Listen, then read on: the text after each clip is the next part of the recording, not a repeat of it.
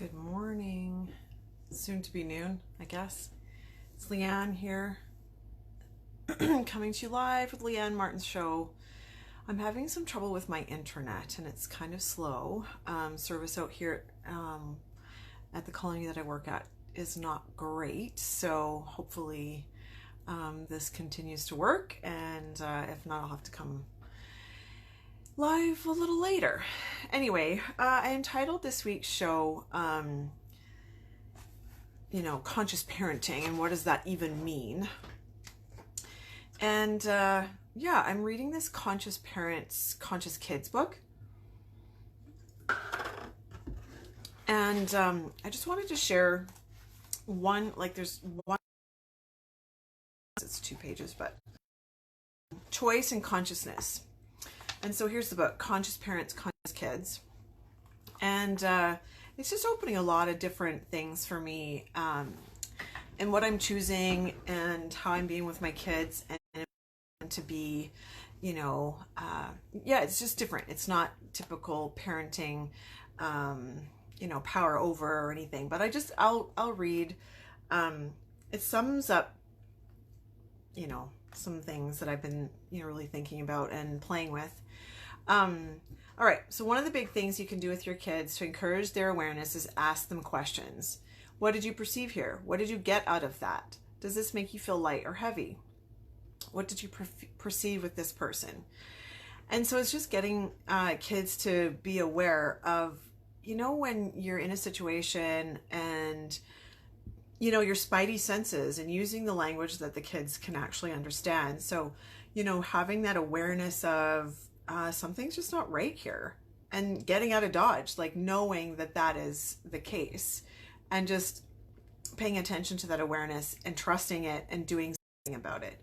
So when I was a child, my mom was acknowledging of me as a being and didn't try to control me. It was very wise on her part, because I would have resisted control very dynamically. And that's really what my kids do. I mean, if I try to control them in any way, shape, or form, they resist it in a big way. My dad and stepmother, on the other hand, did all the control they could, thinking that's what good parents did. Their attitude was, we're going to show this boy how to live. In truth, they didn't have much to teach me because their lives were very small. It's interesting to have somebody who has a tiny life tell you that they know better than you how things are supposed to be done. I also had a stepbrother and stepsister. My sister rebelled against my parents' control so hard that she almost killed herself with the alcohol and drugs that she was using and the abusive boyfriends that she was choosing. My half-brother, who is now 20-something, is going through the police academy for the second time and is actually graduating. He's been living at home his entire life. Until now, he hasn't been interested in holding down a job because his point of view has been that his mom should take care of him. It took my sister until she was in her mid-20s to realize that it is up to her to create her life. The same has been true for my brother. He's not willing to implement it yet, but he's starting to get the idea that it's up to him to create his life. So I've seen firsthand how my dad and stepmother's desire to raise great kids led them to try to control us. This was not an effective way of helping us to create our own lives. In my experience, controlling kids doesn't promote their awareness, but asking them questions from the time they're small is a way of encouraging their awareness and teaching them that they are the ones who create what shows up in their lives. And so I just love that. And, my oldest has got a concussion right now, and he's been missing a lot of school. Excuse me. And so last night I was, sitting with him trying to look at catching up a little bit, and it's hard for him to read things, and he's got to read it over and over and again to try and just comprehend so I would read it, we would talk about it, and then I would, type out what his responses were for the questions and stuff. And he just didn't want to do it last night. And so, I was asking what's his plan,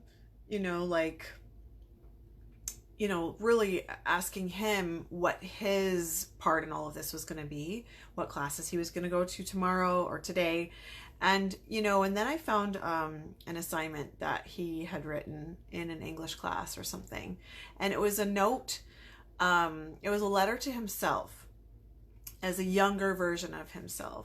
And He was acknowledging basically the choices that he was making. And he was writing a letter to his younger self saying, do better in school. Listen to your mom. The choices that I was making around, cigarettes and vaping and drugs and experimentation as a teenager, like, be aware that those probably aren't your best choices.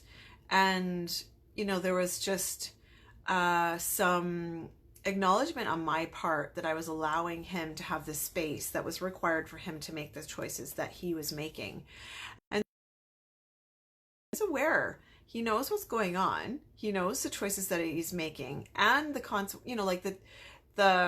what it's creating in his life.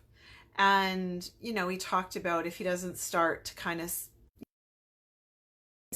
and he is really good with his hands and he likes construction or carpentry, and if he doesn't start to really look at that and the classes that it's required for him to be in, then that's not going to be an option for him. And so it's just interesting, even though it's been difficult for me to sit back and kind of watch him make the choices that he's making, knowing that if I tried to control him in any way, shape, or form, he's got to resist it. He's got to do basically the opposite of what I'm asking him to do. As far as experimenting with alcohol or drugs or nicotine or whatever he's choosing. And, we've talked about it, and he's given up things that, we've talked about, and it's been his choice to do it. And, there's a line in the sand in my house, and if he crosses it, then, then there's that discussion.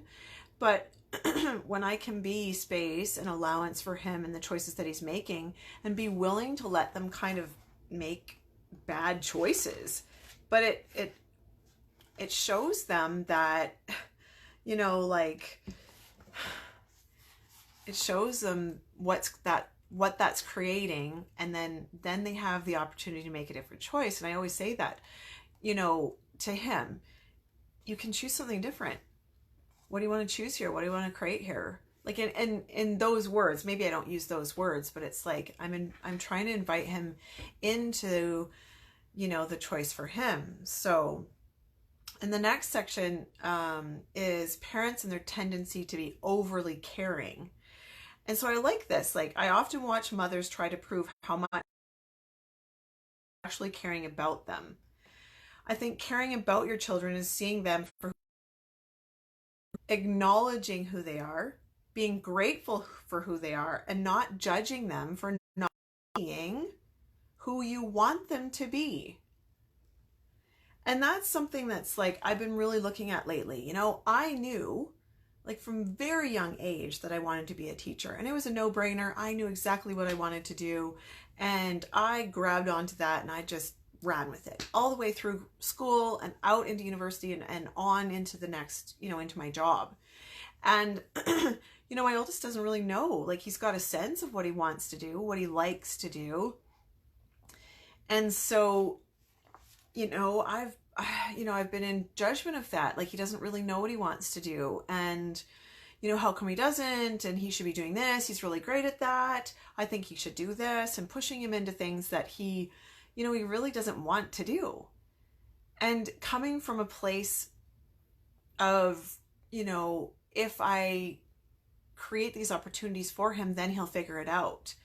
And, some of it is trying to control, trying to invite, there's pieces of both sides, like where I'm trying to wrangle him into choosing something and, the power and control over top of him, but it's not creating anything for him. So Gary goes on to say, caring for your children is doing everything for them. It's trying to make sure they're safe, trying to make sure they get everything they should have, trying to make sure you give them more than you can possibly afford, and all of that. Most parents have misidentified and misapplied caring as controlling, either in their children's lives so the kids never make a choice that hurts them. When I was a little kid, my mother used to change my clothes every time they got dirty. I hated having to change my clothes all the time, but my mother believed that I had to have clean, freshly washed and ironed clothes at all times. I learned to make mud pies with my hands out in front of me so I would not get dirty. As a result, I became a very tidy person. I can do very messy things without getting dirty. The point here is that you want your children to know that you care about them and that they can create their life and take care of themselves. He goes on to say, I met a lady whose husband is an extreme sportsman. When their daughter was a year old, he had her standing on his hands balancing. When she was 3 years old, he showed her how to operate a jet ski. Also knows that her husband, who is extreme in everything he does, also cares about his child. So rather than getting upset, she asked him, can you show me how she does on the jet ski? Her husband showed her how. He had taught their daughter to operate the jet ski. She knew how to keep safe. She knew how, oh, there's a typo here, keep safe on it and how to jump on and off on it on her own. That's caring about your child, but not being overprotective. So it's giving them, like, you know, a place for them to choose things. And if it messes up for them, then wow, like that's what that created, and what else can I do? So he says that the reason I let my kids have bad experiences when they were little, I figured if I let them have those experiences when they were little, they would make up their own mind that they didn't want to have those experiences anymore. Children are aware of energy. From the moment they come in, they function more from energy than from words. I'm hungry feels a certain way. Mom and dad are getting angry feels a certain way. Sometimes something's not right here feels a certain way. When you let kids have bad experiences, they learn about the energy that precedes and accompanies a bad experience. They become aware and know, oh, when I felt this way in the past, it was a bad experience. I'm going to choose something else. When you help children develop their awareness of energy by allowing them to have experiences of all kinds, it helps to keep them safe for the rest of their lives. So I just found that really interesting, you know, asking them to be aware instead of, you know, saying, be careful, don't do that. You know, we're trying to prevent them from getting hurt, you know, and we are coming from a place of caring or trying to care for them, but it's actually not allowing them to learn to use their own awareness and see where the choices that they're making could be harmful. And oh, look at that, I might make a different choice next time. You know, so I've been trying really hard, like, to catch myself in those patterns of be careful, watch where you're going, look for cars, and, you know, like all the things with my little one. And it's like, okay, you know, just asking questions, asking him, you know, trying to invite him to be in questions so that he notices things. You know, he perceives things, you know, like, how did that feel? Like, what did you learn from that? Those kinds of things, so that he gets a sense now. And even my oldest one, like, he has had awarenesses. Like, he's said that, you know, he's been invited out with friends to go somewhere, and he's just like, it's just not right. Like, there's just something up. And I just encourage him to trust that, like, you know, you're aware of something, that it's not the right place for you to be. And, you know, he has awareness. And so trust that, listen to that, or gut, or whatever it is. It's an awareness for that person, for him. You know, he was going to hop in a car with some friends, and he decided not to at the very last minute. And they were in a car accident, you know, a little fender bender. And if he had been in that vehicle, who knows what have happened, you know? So encouraging kids to really pay attention to those little signs and awarenesses that they have. They're so into it, you know, their intuition is, you know, their awareness is so good. And so if we can encourage it, then it just becomes stronger and stronger, and it leads them into what they're choosing as adults. And so I just, you know, I keep going back and thinking about that letter, and he doesn't even know I saw it, that I'm on the right track, you know, and maybe it doesn't look like that to some people. And, you know, they're thinking that I'm making choices that are not working. But, you know, I've given him space to choose.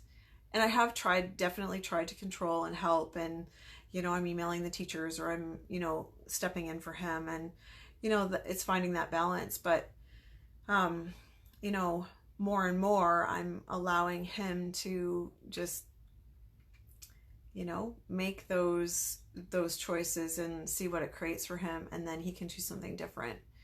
And so I don't know, I wonder if that, if that makes sense to you, if it's an invitation to you to try something different.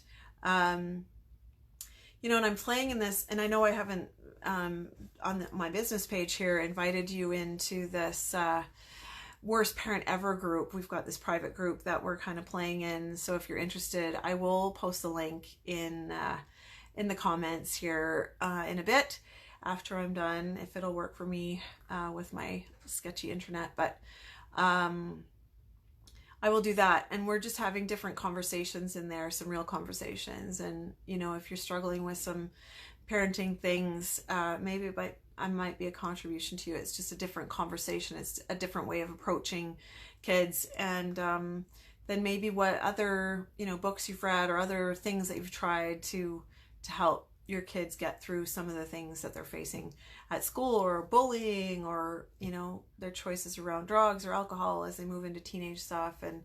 And yeah, there's 3 of us kind of playing in there, and we're inviting other people in there, and we just know that there's another possibility with parenting. And so we would like to continue to have these discussions around what's different and what else can we do and be to invite kids to choose and create and see what their choices might create, and giving them the space to do that.